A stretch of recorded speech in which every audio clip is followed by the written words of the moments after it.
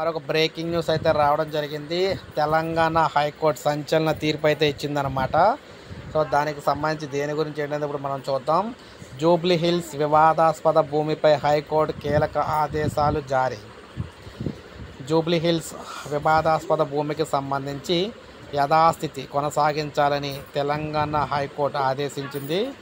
Court ఆదేశాలను ఉల్లంఘించి నిర్మాణాలు చేపట్టిన నందకుమార్కు శిక్ష ఖరారు కూడా చేసింది. నందకుమార్కు 1 నెల రోజులు జైలు శిక్ష, 2000 జరిమానా విధించింది. దక్కన్ కిచెన్ హోటల్ లీజ్ విషయంలో దగ్గుపాటి ఫ్యామిలీకి నందకుమార్కి మధ్య వివాదం అయితే నడుస్తూ ఉందన్నమాట. 2021లో నమోదు చేసిన పిటిషన్పై హైకోర్టు తీర్పు వెలువరించింది. హైకోర్టు తీర్పును సవాల్ చేస్తూ నందకుమార్ డివిజనల్ బెంచ్లో అప్పీల్ పిటిషన్ అయితే వేశారు.